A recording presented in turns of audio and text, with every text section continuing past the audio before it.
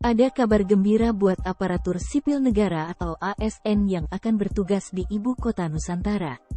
Diketahui, tahun depan, pemerintah akan memindahkan sekitar 16.000 ASN untuk berdinas di IKN Nusantara Kalimantan Timur.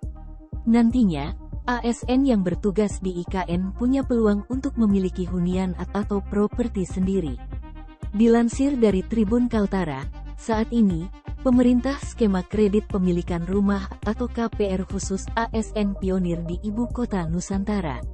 Skema itu kemungkinan hampir sama dengan skema KPR biasa, namun pada intinya bagaimana harga bisa terjangkau, ujar Direktur Jenderal Pembiayaan Infrastruktur dan Perumahan Kementerian PUPR Heri Trisaputra Suna dalam peluncuran Tapera Mobile di Jakarta, Rabu, tanggal 2 Agustus tahun 2023.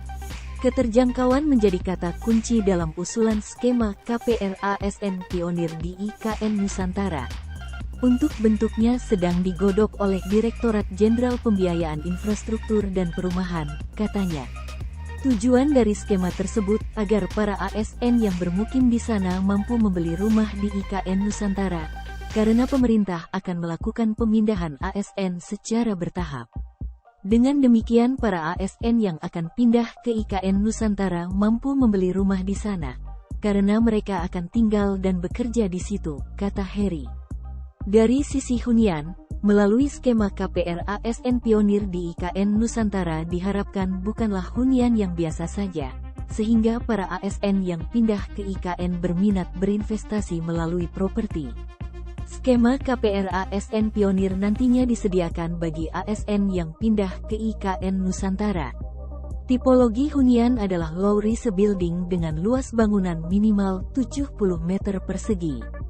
Skema yang diusulkan yakni dua, yakni skema staircasing kepemilikan secara bertahap dan skema subsidi selisih bunga yang diperoleh dari hasil investasi dana abadi khusus untuk pembiayaan ASN.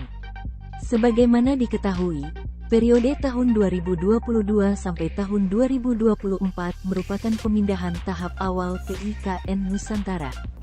Saat ini tengah berlangsung pembangunan infrastruktur utama seperti Istana Kepresidenan, Gedung MPR DPR dan Perumahan, juga pemindahan ASN tahap awal.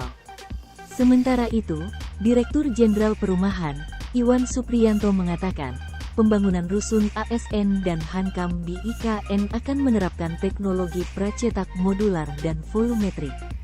Teknologi ini sebelumnya juga pernah diterapkan untuk membangun hunian tetap pasca bencana gempa Cianjur. Dengan teknologi pracetak modular, waktu yang dibutuhkan untuk penyelesaian konstruksi bisa dipersingkat. Masih tender dan diperkirakan akan terkontrak pada awal Juli tahun 2023. Jelas Iwan dan rapat dengar pendapat RDP bersama Komisi VDP RI di Jakarta pada Selasa, tanggal 13 Juni tahun 2023. Pembangunan 47 tower rusun ASN porsi pemerintah ini akan menelan pagu anggaran 9,4 triliun rupiah secara multi-years contract (MYC) tahun 2023 sampai tahun 2024. Lanjut Iwan, sebanyak 3,7 triliun rupiah anggaran pembangunan rusun ASN IKN tersebut bersumber dari bagian anggaran Bendahara Umum Negara, Babun.